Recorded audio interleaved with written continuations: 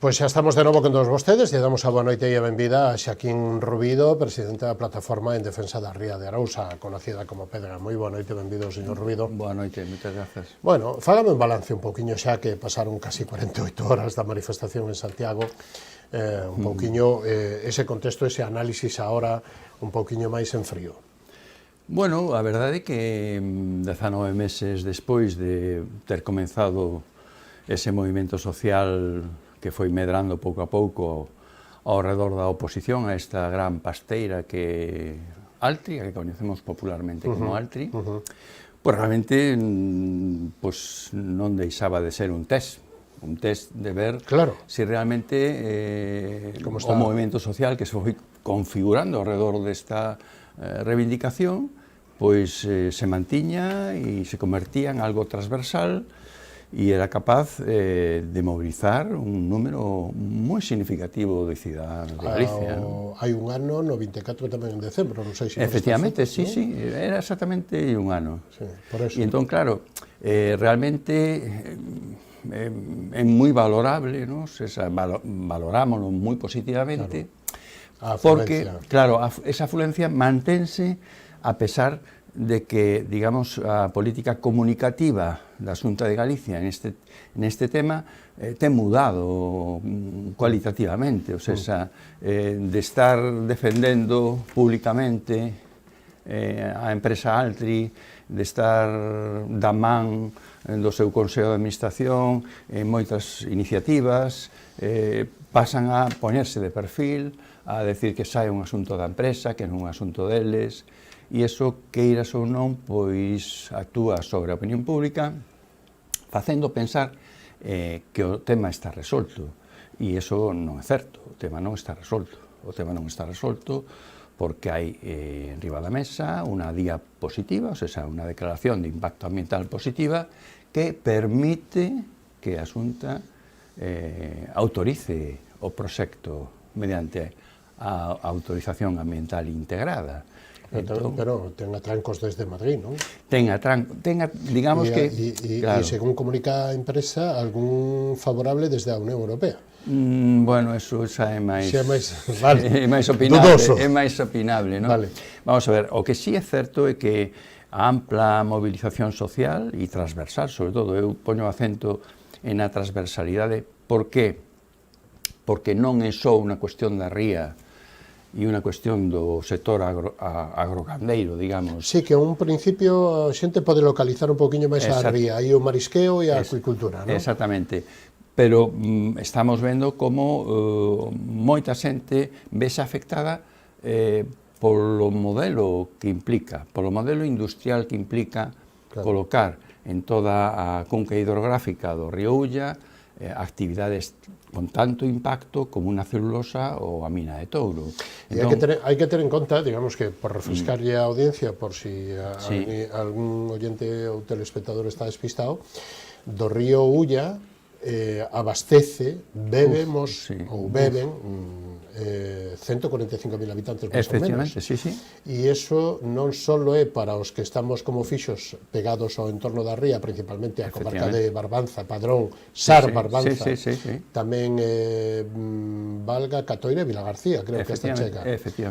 Vale, pero aparte deso está o impacto, a imaxe turística que poida ter, non? Esa imaxe mudaría radicalmente.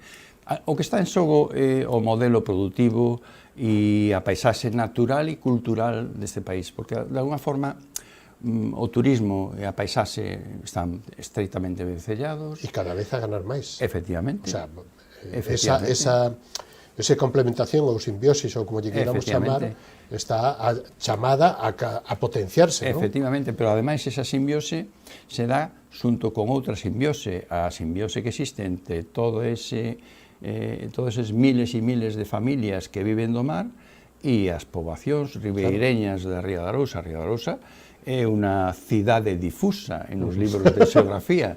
Por qué? Pois porque realmente hai un continuum de poboación. Eu entendo, pero non sei se iso é o mellor. No, bueno, pero... Digo da difusa, o concepto. No, pero o que quero decir é que existe un asentamento de poboación que sería imposible sin actividade vencellada ao mar. E iso é o que está en xogo, que ese modelo perdure, depende de que proxecto de país teñamos. Si implementamos empresas tan contaminantes como a mina de Touro ou a macrocelulosa de Altri, eso va a afectar á saúde das persoas, va a afectar aos postos de traballo que dá o mar e que dá o interior de Galicia, que dá moitísimos postos de traballo, afectará aos produtos de transformación, como os queixos, afectará aos produtos de transformación do mar, afectará a moitísimas miles de familias, de persoas honestas que viven neste país e que non se teñen por que preocupar de que o goberno de turno quera poñer unhas empresas que van a desgraciar a vida. E ese é o que temos que pensar. E además temos que pensar que a Ría de Arousa, neste contexto actual de cambio climático, ten un problema, e é que hai menos nordés, menos afloramento e menos renovación interior das aguas da ría, e, por tanto, a Xunta de Galicia, que ten todas as competencias, ten que poner esas pilas. Para que? Pois para controlar todo o que é o saneamento integral e todo o que é a contaminación difusa ou non difusa que acaba en a Ría de Arousa. Por qué? Pois porque a renovación das aguas interiores da ría diminuiu moito. Prácticamente estamos na mitade da renovación que había hai 20 anos. Esa é unha das causas da falta de productividade? Efectivamente. As dúas causas da falta de productividade testadas científicamente. Falamos principalmente de bivalvos. Efectivamente. As dúas causas son diminución da intensidade e da frecuencia do afloramento, ou seja, esa corrente profunda que ven do océano lambendo ese substrato arxiloso que hai no fondo e que ascende cargada de nutrientes e que provoca esa grande actividade biolóxica que é a formación de fito e zooplancton, eso está producido por esa corrente, e esa corrente é un corolario, é unha consecuencia dese vento do nordés que arrastra as aguas superficiais cara ao océano, cara fora, cara ao mar aberto. Entón, ese afloramento cada vez é menos intenso e menos frecuente. Por qué? Porque aí temos menos man, non? Aí non podemos, o dógano aí non actúa, nin o boe. Bueno. Pero onde sí actuamos é nos factores que fan que esa contaminación, como perdura máis no interior da ría, porque a renovación interior fai máis dano. Claro, porque está máis concentrada. Claro, a renovación das aguas da ría circula en igual sentido que as baixas presións. Todos os fluidos que ascenden no hemisferio norte xiran en sentido antihorario. Entón, o afloramento entra pola banda sur da ría, digamos, e xira, e as aguas, digamos, maioritariamente saen pola banda norte, non? Acompañadas desa agua doce que é menos densa e que flota, que vai na parte superficial e que vai arrastrada por ese vento do nordés, de acordo? Entón, ese xiro antihorario que se dá no interior da ría cada vez está máis debilitado, digamos, e ese é o problema que temos. Precisamos que as avaliacións ambientais integradas das empresas que verten na ría ou no río Ulla sexan máis rigurosas. Precisamos que Aguas de Galicia e a Consellería do Mar controlen as verteduras de todo tipo de empresas, que precisamos que se impliquen xunto co Estado e a Unión Europea en un plan integral de saneamento que resolva por unha vez os problemas crónicos, históricos das estacións depuradoras de aguas residuais. Eso é fundamental en estes momentos para recuperar a ría, porque na ría, como temos menos alimento, menos afloramento e máis contaminación, os seres vivos, os bivalvos, que te moi ben decías, teñen dificultades, e nós temos que posibilitar que as miles de familias que viven hoxe en día da Ría de Arousa podan seguir vivindo dentro de 10 ou de 20 anos. E para eso hai que planificar e hai que comprometerse. Para eso hai que establecer un orzamento claro, e os orzamentos para o ano 2026 da Consellería do Mar e do conxunto da Xunta de Galicia non contemplan para nada o que estamos pedindo, que é un plan plurianual de actuación serio e riguroso que xere expectativa para o futuro da ría, que xere un horizonte de esperanza para a xente e para a economía, porque hoxe en día o valor dun barco marisqueiro con permes, con documentación, con motor, con todo, cada vez vale menos e unha batea cada vez vale menos. Por que acontece eso hoxe? Porque non hai unha esperanza, un horizonte de futuro. No momento en que a Xunta de Galicia pusera arriba da mesa un plan serio e riguroso para mudar esta situación que acabamos de comentar, facer un saneamento integral e comprometerse na regeneración e recuperación dos bancos marisqueiros, en ese momento os prezos dos barcos marisqueiros subirían e os prezos das bateas subirían e se estabilizaría a situación. Estamos en un momento... E a remuda xeracional. Claro. Esta... O sea, eso é o ciclo. Claro. Digamos que as estacións de tratamento da auga potable, as chamadas depuradoras que temos nos concellos e que temos... As potabilizadoras, digamos, sí. Teñen algún problema ou incidencia na ría? No, as estacións de depuración para potabilizar a auga, no. Esas estacións, o problema que van ter é cos contaminantes, no caso de que Altri se poña en marcha, e no caso de que a mina de Toro se poña en marcha.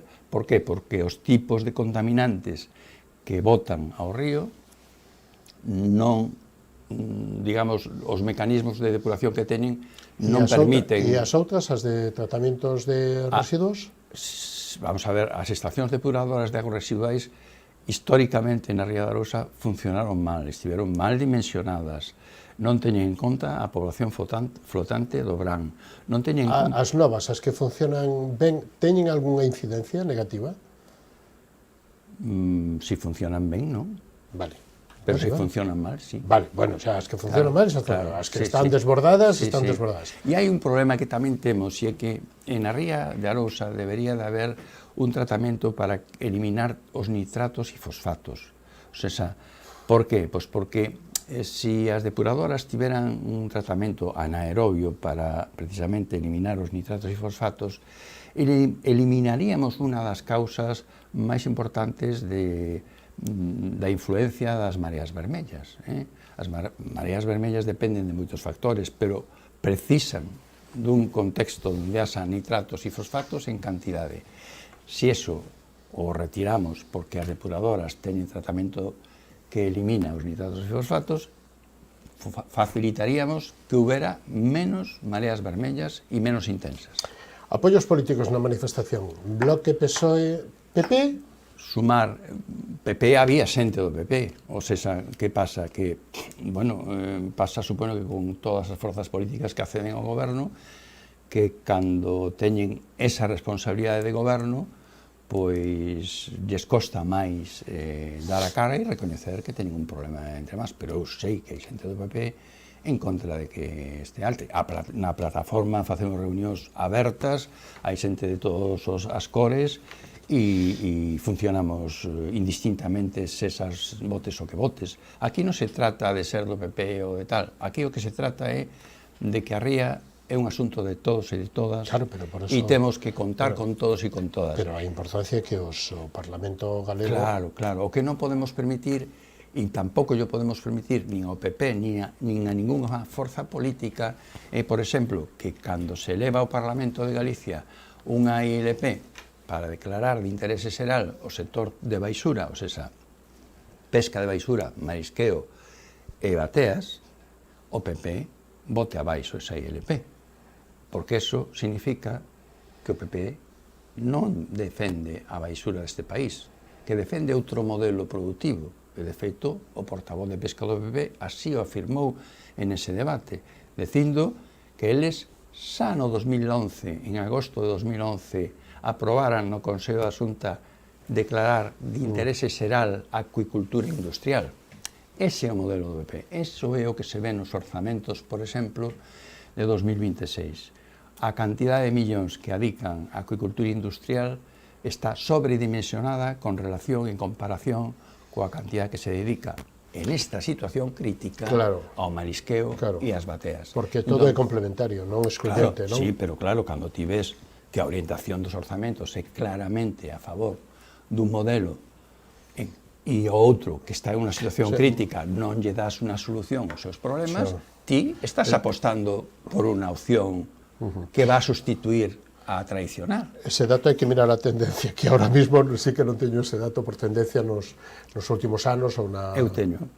Eu teño, e realmente é preocupante, precisamente coincide que os últimos anos de devalo productivo e de situación crítica da produción, e, por tanto, do sector marisqueiro e do sector das bateas. Falamos en todas as rías, falamos en Galicia. Sí, falamos dos datos de Galicia. O crecemento dos orzamentos para a acuicultura industrial foi brutal. E iso é un problema, porque iso nos indica claramente que, por desgracia... Ten a porcentaxe? Na memoria? Non. Sí, vamos a ver, son 200, sería máis ou menos casi a cuarta parte do orzamento, tendo en conta que o orzamento da Consellería do Mar non se executa nada máis que o 50%, facendo unha sobreestimación, ou sea, pois é bastante. Porque esa parte sí que se executa, a da acuicultura industrial. Si non, non temos máis que ver a prensa nos últimos tempos, os 65 millóns que lle dedicaron, hai nada, a acuicultura industrial. Que eu entendo que... Bueno, insisto no mismo, quero decir que unha cousa non excluye a outra. Sí, claro, o que pasa que, como todo... Que non debera de excluir. Pero se ti deixas morrer o sector tradicional, o que estamos poñendo en cuestión... Non estou levando a contrario. Non, o que estamos poñendo en cuestión, non te vou a sacar outro tema, son as concesións. O sea, se non actuamos, o que van decaer son as concesións, porque as cofradías marisqueiras entran en crise, decaen os plans de explotación e as concesións quedan a dispor do capital privado. O sea, vai a ocurrir un cambio de modelo coa privatización do mar, porque vai haber actores interesados en competir por conseguir esas concesións. Por eso, eu aviso a toda a xente que nos temos que poñer as pilas e presionar, porque eu son o que digo que, o primeiro que digo que a mí me da igual o partido político, pero temos que conseguir que a Xunta de Galicia, este quen este, se dedique ao que debe, é a recuperar a ría, a poñer os medios e, por tanto, un plan plurianual dotado, orzamentado claramente, para que? Para xerar futuro, para xerar esperanza en tanta e tanta xente honesta que traballa nesta ría. E iso é Galicia Calidade. E iso é Galicia Calidade, porque a ese produto, se ti lle das trazabilidade e lle das valor engadido, eso ten moitísimo futuro. O que non podemos permitir é que o marisco foráneo sustitúa ao noso marisco, ademais, sin arancéis, baixando os prezos, porque... Para que se o temos mellor aquí? Claro, entra masivamente e sustitúe ao noso, e compite, digamos, ilegalmente con noso, porque ven sin tasas. E a ver que regulación trae. Mira, o mexillón chileno está entrando masivamente e está condicionando o prezo do mexillón. Se o mexillón chileno tiver unha tasa arancelaria, os bateeiros poderían vivir moito máis dignamente, porque terían un prezo de referencia que non tiraría a baixa como está tirando o prezo do mexillón chileno, que invade a produción conserveira, porque, queiramos ou non, a produción conserveira básase masivamente en un produto barato, de mala calidade, que é o mexillón chileno, e que se viste de lagarterana a las rías gallegas, non? Fan referencia. Señor Rubido, Altri non, Mina de Touro non, Ence non, pero Galicia pode ter minería, non? Depende. Claro. Depende, todo depende. É unha pregunta, claro. Pode ter minería e pode ter, digamos que, bueno, ojalá teña non só pasteiras, sino papeleiras, non? Vamos a ver, o problema en todo, o problema son as dimensións, a ubicación, e que tipo de minería, e que produtos, digamos, que impacto vai ter eso no territorio. E depende... Se está falando agora de materiais superpreciosos e dos super necesitados en Europa. Terras raras, sí. Claro. Sí, pero aquí o problema no solo en Galicia, sino en Portugal, bueno, en toda Europa, e que Galicia e o norte de Portugal podrían estar aí con moitas posibilidades. O problema é que non se pode ter de todo. O que quero decir é que temos que optar. Estamos en un escenario de cambio climático onde o incremento das temperaturas e a escaseza de agua van ser unha tendencia crecente no tempo. Estamos en un escenario onde a soberanía alimentaria cada vez vai ser máis importante. Por tanto, nós somos unha potencia. O problema é que ten a agricultura e a paz. Somos unha potencia para garantir a soberanía alimentaria deste país e temos que guardar eso como un tesouro.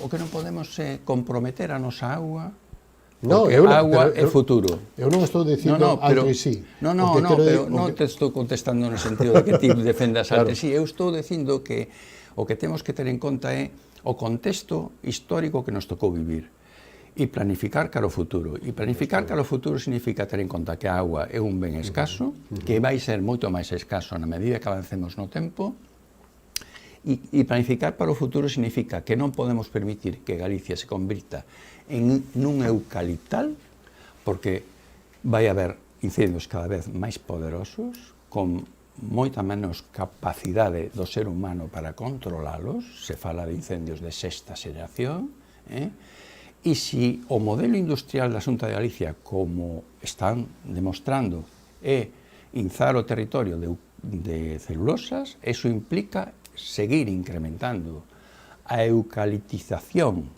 de Galicia e seguir incrementando o risco de incendios. Nós temos que camiñar cara a un futuro sostible. O eucalipto é unha especie que consume moitísima auga, por tanto, non é boa neste escenario de cambio climático, e unha especie cunha capacidade de transmitir o lume potencialmente moi grande. Por que? Pois porque as súas follas coa calor adquiren unha forma helicoidal moi aerodinámica e trasladan o lume, eso que fai a xente que cando comenta, non son as avionetas as que van prendendo o lume, non, é o vento que transporta esas folerpas de follas de eucalipto e va trasladando lume e xerando lumes cada vez máis incontrolables. Como vamos a reaccionar dentro de 5 ou 10 anos cando aldeas enteiras se queimen enteiras como consecuencia dos lumes? A quen lle vamos facer responsable? Ao señor Rueda? Vai asumir o señor Rueda esa grave responsabilidade? O mellor xa non está. Bueno, o que quero decir é que, como sociedade, nos temos que plantexar que o futuro depende de nós. E se o futuro depende de nós, temos todas e todos, sexa da cor política que sexa, pensar no futuro colectivo, no futuro común. E pensar que queremos unha realidade en Galicia dun bosque multifuncional e non cheo de eucaliptos. Un bosque onde asente poboación, onde o rural poda ter vida, onde haxa cogumelos, onde haxa gandeiría extensiva, onde haxa variedade e biodiversidade. Ese é un futuro razonable. Encher de eucaliptos non é futuro. En eso, estamos sin tempo. Último minuto, diga o que vostede queira. Ou que non lle preguntei, ou un resumen de bueno, non sei que plans teñen, digamos que faleme dos plans a corto da plataforma.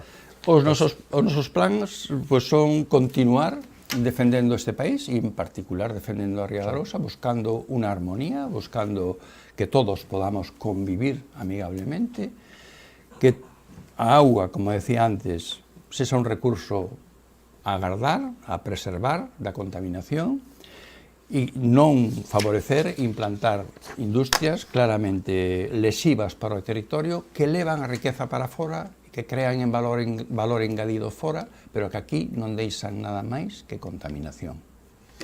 Señor Rubido, un placer contar con usted nesta edición de Falemos hasta unha vindeira. Moitas gracias, bo día. Vale, boa noite. Nos vamos a publicidade da man dos patrocinadores, volvemos un instantiño e recibimos a Marga Caldas, portavoz do BNG no Concello de Poiro, para analizar a política municipal, principalmente en este concello veciño. Hasta ahora mismo.